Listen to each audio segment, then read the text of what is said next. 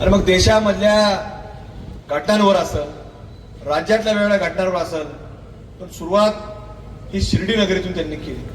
आणि सुरुवात अशी आहे की गेल्या अनेक वर्षापासून सातत्यानं वेगवेगळ्या घटना या वेगवेगळ्या देवस्थानच्या परिसरामध्ये घडत असतात.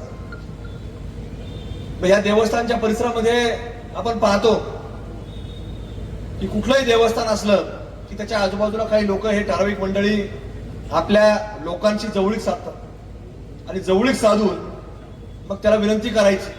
मग ते राजकीय लोक असतील, कुणी एखादा उद्योजक असेल, व्यापारी असेल, तिची जागा असेल, त्याला भेटायचं, त्याला सारखं पुढं मागं करायचं. आणि पुढं मागं केलं की आपल्या मनामध्ये त्याचं छोटंसं घर निर्माण झालं की ते लोक हळूच आपल्यापाशी येतात. इथं मी फ्रूटची गाडी लावू, आणि त्यावेळेला तो मराठीत बोलत असतो, मी फ्रूटची गाडी लावू. आपल्याला वाटतं फार गरीब व्यक्ती, आपण त्याला जागा देतो आणि आपल्यापाशी कोणी विचारलं की कोण आहे ते, फार चांगला माणूस आहे, आपण वकील पत्र घेतल्यासारखंच तुम्हाला सांगून त्याची बाजू मांडत असतो. आणि ती एकदा नाही, अनेक वेळा मांडत असतो. थोडा काळ गेला तो अजून एखाद्याला आणतो, मेरा कालू का छोकरा है,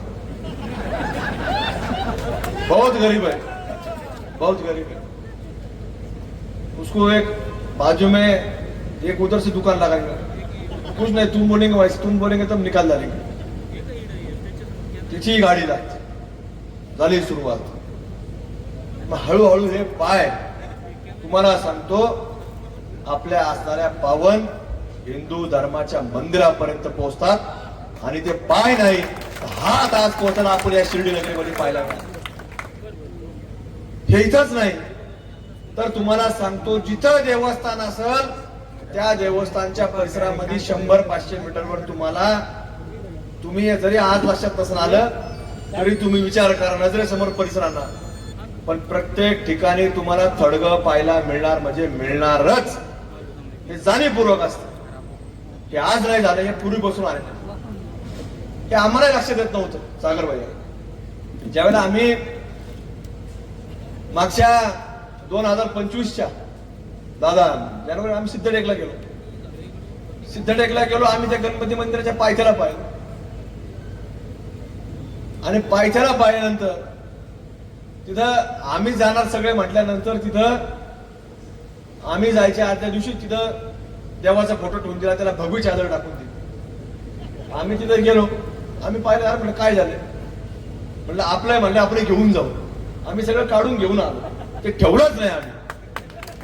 काय होतं, आपण जाऊ तर ते भगवत, आणि आपण एकदा आपली पाठ फिरली की तुम्हाला सांगतो ते पुरा त्याचा हिरवकरण झालं. पण त्याला लय आपण घेऊन जाऊ, जागरूक आपण आपल्या घरी घेऊन जाऊ. आणि आम्ही सगळे लोक घेऊन आलो. थोडं त्यांनी नेलं, थोडं मी नेलं, थोडं बाकीच्यांना आम्ही वाटून दिलं, हे आपण सांभाळ, सगळ्यांना दिलं.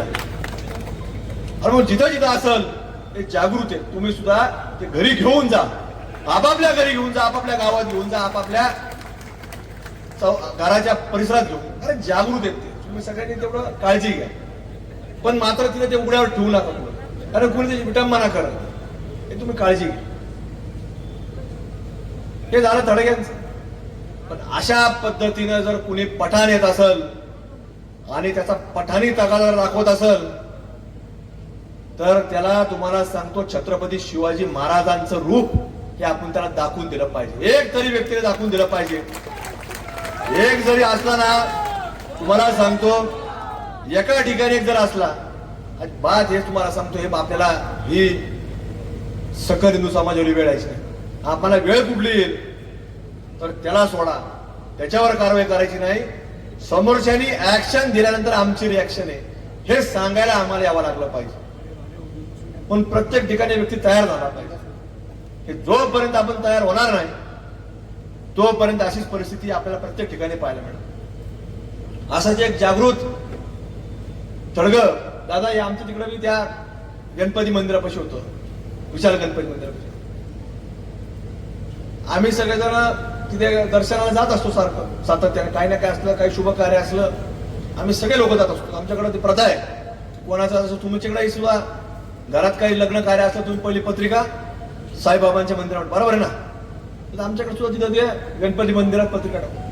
तिथे असं एक फार मोठं थडगं होतं. पण ज्यावेळेस तिथं काही काम करायचं होतं, लोक म्हणले जागृती, आम्ही सगळेजण घेऊन जातो.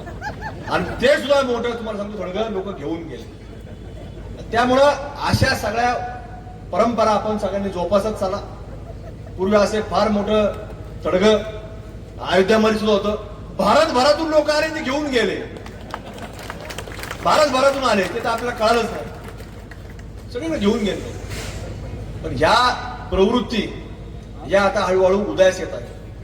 या प्रवृत्ती ज्या वेळेला एखादी आज महिला, एक मुलगी बाहेर राज्यात आली, पश्चिम बंगाल सारख्या राज्यामधून आली, पण त्यांच्या नजरेसमोर महाराष्ट्र काय असतो, की महाराष्ट्राचे नजरेसमोर काय येत असेल, त्यांनी गुगलवर सर्च केलं तर सर्वात पहिली काय येत असेल तर हा महाराष्ट्र कोणाचा आहे, तर तो छत्रपती शिवाजी महाराजांचा महाराष्ट्र हे त्यांच्या नजरेसमोर येतं. गुगलवर देखील ते दाखवलं.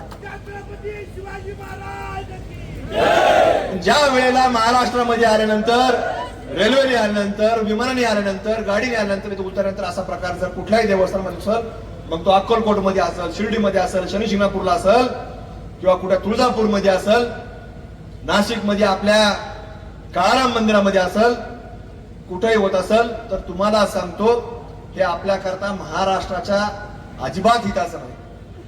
पण आपल्या अशा देवस्थानाच्या परिसरामध्ये आपल्या प्रत्येकाचं कर्तव्य, जबाबदारी आहे, आपण त्याच्यामध्ये लक्ष घातलं. आता बऱ्याच गोष्टी आपल्यापर्यंत येत नसतात. आता अहिल्यानगरमध्ये सुद्धा अनेक गोष्टी घडत असतात, त्या प्रत्येक गोष्ट आपल्याला कळतेच नाही. पण कुणीतरी ज्यावेळेला आमच्यापर्यंत येतं, आम्हाला सांगतो की अशी अशी घटना घडली, असं घडलेलं आहे, तर आपण हिंदू समाजाच्या लोकांशी आम्ही चर्चा करतो की काय करायचं, हे सगळं तपासून घ्या, काय वस्तुस्थिती आहे याच्यावर माहिती घ्या, आणि त्याच्यातनं जे खरं असेल तर त्या पद्धतीने आपल्याला पुढे जावं लागेल. आणि आजपर्यंत जेवढ्या घटना घडल्या तर एकही खोट नव्हती, सगळ्या खऱ्या होत्या.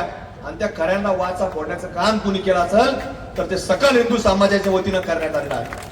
आणि मग तुम्ही सुद्धा आपल्या इथे शिर्डी नगरी मधल्या सुद्धा लोकांनी या लोकांवर बारीक छोट्या मोठ्या गोष्टी असल्या तर कानावर घातलं पाहिजे की अशी अशी गोष्ट घडलेली आहे, ह्या लोकांकडून असा असा अन्याय होतोय, हे लोक असा असा अत्याचार करतात.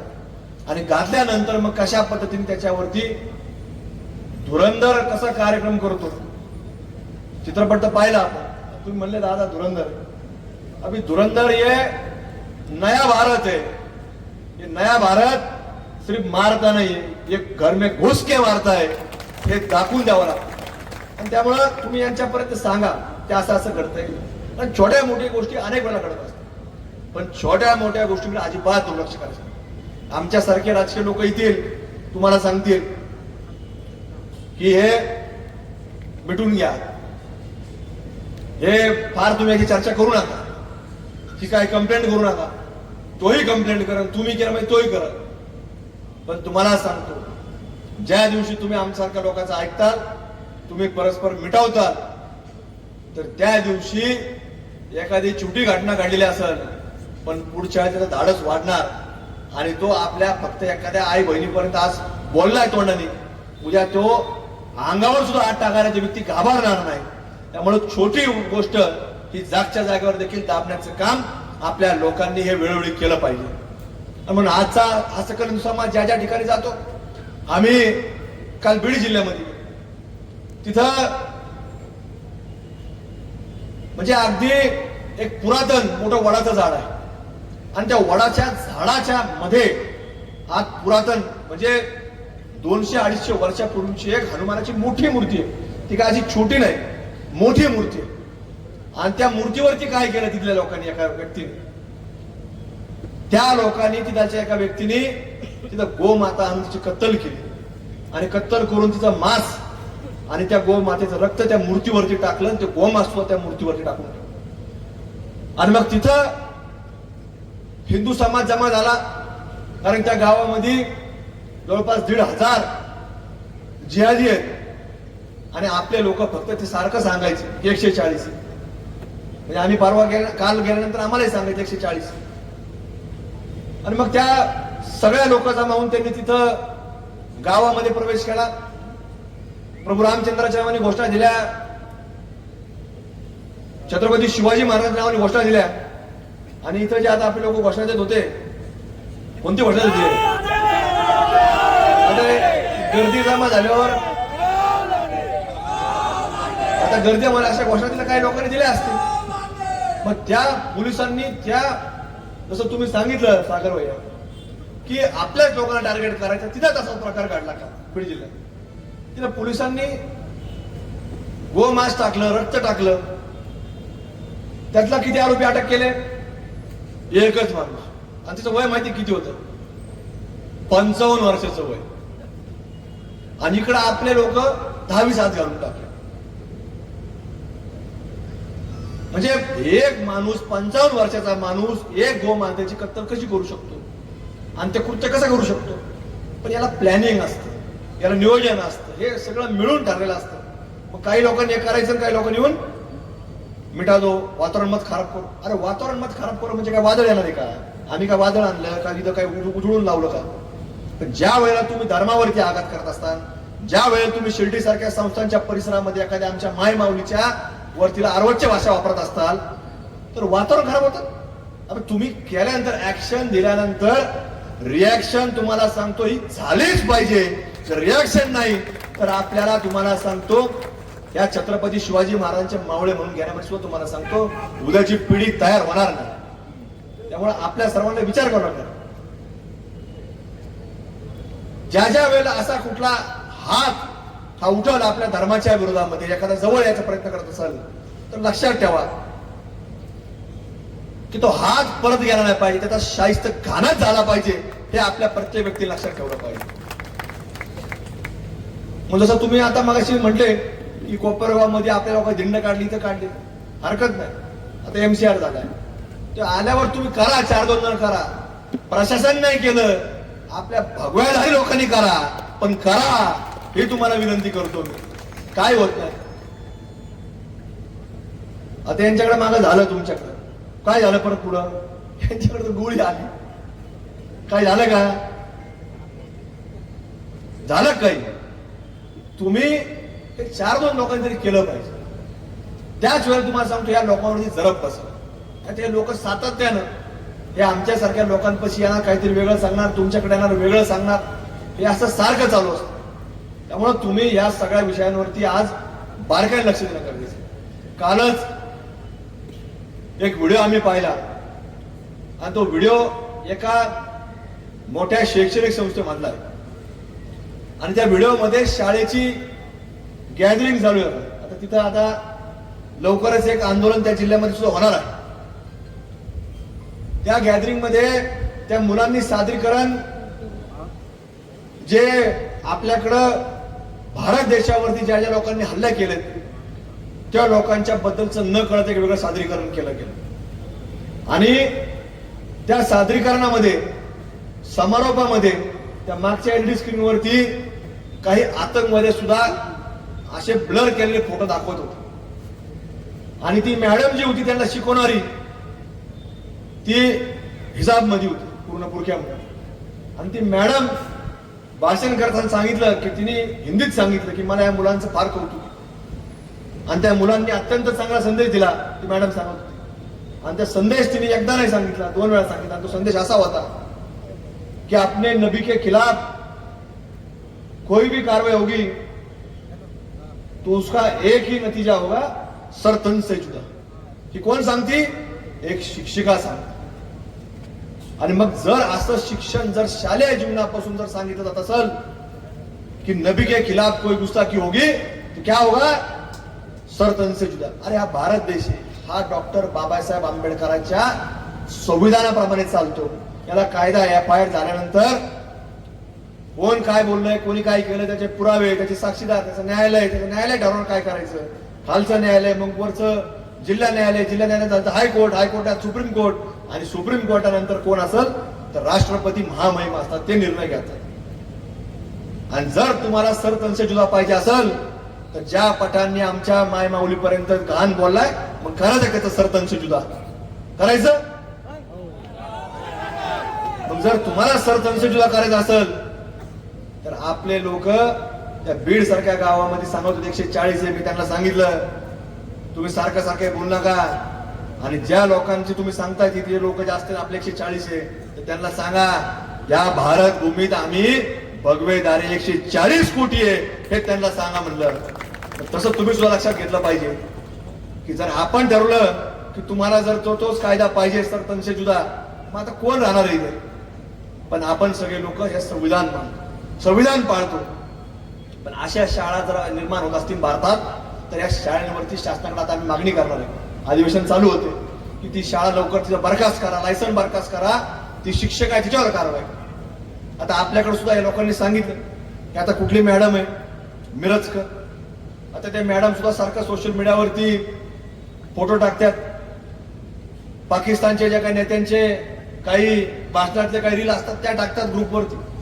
आता पाकिस्तानचे विचार जर आपल्यापर्यंत येत असतील तर हे आपल्या सर्वांकरता घातक, आणि ते रील टाकून आपले शिक्षक आपल्या इथलचे वातावरण खराब करण्याचा प्रयत्न हे लोक जर आपल्याकडे करत असतील तर अशा लोकांचं यांची खरं तर तपासणी केली पाहिजे. यांच्या डिग्र्या म्हणून आल्या, यांना इथं शिक्षण कसं देता येतं, या लोकांवरती तुम्हाला सांगतो आपल्याकडे स्थानिक लोकांनी, आता या लोकांना दादापर्यंत समजा तो विषय घ्या नसेल पण आपण जाऊन सांगितलं पाहिजे की काय घडतं, आणि यांना सांगितलं पाहिजे की या लोकांवर ताबडतोब ही कारवाई झाली पाहिजे. आणि हे आपण वेळोवेळी जर सांगितलं नाही तर ह्या लोकांकडे तुम्हाला सांगतो आपलं दुर्लक्ष होऊन हे लोक सातत्याने नवीन अजेंडा घेऊन काम करत असतात. आणि या अजेंडातून त्यांनी जो आज तो प्रकार जो केलाय हा काय पहिला प्रकार नाही, अनेक वेळा झालाय. आणि अनेक वेळेला आपण यांना काय केलं, मिटवा मिटवी केली, आणि मिटवा मिटवी करत करत तुम्हाला सांगतो आज हे सगळं डोक्याच्या वर पाणी गेलंय. त्यामुळे तुम्हाला आमचं सांगणं एवढंच आहे की छोटी जरी घटना घडली तर ती आपण त्याच्यावरती पुढे जा आणि त्याच्यावरती काम करा. म्हणून आज सकल हिंदू समाजाच्या वतीनं आज आपला हाच प्रयत्न आहे की आपला सर्व समाज छोट्या मोठ्या समाजामध्ये विखुरला गेला. आपण सर्वांनी हिंदू म्हणून एकत्र येऊन या समाजामध्ये आपल्याला काय रोज कोणाला त्रास द्यायचा अशातला भाग, पण ज्या ज्या वेळेला कुणी आपल्यावरती येत असेल आणि जर कुणी सांगत असेल की साईबाबा आमचे, तर त्याला सांगायचं जरूर तुझे, पण निश्चित तुला प्रवेश करायचा तर तू कपडा टिळा लाव आणि तुला आम्ही आत प्रवेश देतो. ही भूमिका आपण घ्यावा लागते, आणि ती भूमिका आपण जर घेतली तरच तुम्हाला सांगतो आपल्याला इथं ही सातत्याने हे सगळा परिसर आपला राहणार. नाही तर उद्या काळांतराने हळूहळू आपल्याकडं हे ध्रुवीकरण होऊन हे आपल्या लक्षात येणार नाही. जसं मी सांगितलं सुरुवात कशी होती, एक येतो मग दुसरा येतो, आपल्या लक्षात येत नाही. पण ज्या दिवशी हे 1 चे 2 होतात, 2 चे 4 होतात आणि 4 चे 40 होतात, आणि या आपल्या तुम्हाला सांगतो 140 ला तुम्हाला सांगतो हे दिवसाला बघतात. किती 40-140 दिवसाला बघतात, म्हणजे यांची हिंमत असते. आपण आता रोज काम असतं, व्याप असतो, या लोकांना काम नाही काय ते आता फंडिंग येतं, आणि या फंडिंगच्या जोरावर हे सगळं तुम्हाला सांगतो त्यांचे प्रपंच चालतात, व्यवसाय चालतो, घर चालतो. म्हणून आपण हे फंडिंग होणार नाही याच्याकरता देखील प्रयत्न केला पाहिजे. मागच्या वर्षी देखील आम्ही दीपावली सांगितलं की हिंदू समाजाने काय करा, या लोकांकडनं व्यवहार करा. तुमचे 100 असतील हळूहळू कमी करा. रोज अचानक करायचं म्हटलं काय थोडं लोकांना वाटतं लगेच थोडा त्रास होतो एखाद्या, नाही असं कुठं असतं का, हळूहळू कमी करा. 4 गोळ्या घेत असतील तर हळूहळू 1 गोळीवर आणा. 100 लोक संबंध हळूहळू कमी करा. लगेच मळमळ होणार नाही तुम्हाला, पण हळूहळू करा. आणि हे जर केलं तरच उद्या तुम्हाला सांगतो यांचा आर्थिक जोपर्यंत आपण दाबणार नाही तोपर्यंत तुम्हाला सांगतो हे नीट राहणार नाही.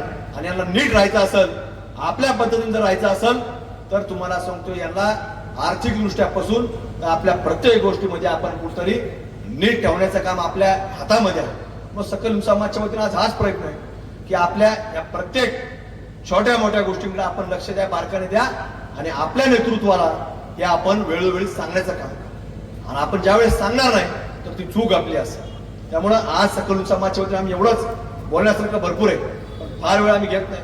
आता बरेच हे लोक बोललेले आहेत, आता माझ्यानंतर दादाही बोलणार. पण या सगळ्या विषयांवरती आपल्याला सातत्य ठेवून काम करावं लागेल. आज मोर्चाच्या निमित्तानं आज मोठ्या संख्येनं तुम्ही सगळेजण आले, तुमच्या सकल समाजाच्या वतीने आभार व्यक्त करतो. विशेष करून आमच्या सर्वांच्या वतीनं सुजय दादाचे सुद्धा या ठिकाणी आपण उपस्थित राहतात आभार व्यक्त करतो. आपण सर्वांची रजा घेतो. धन्यवाद. जय हिंद, जय श्रीराम, जय शिवराय.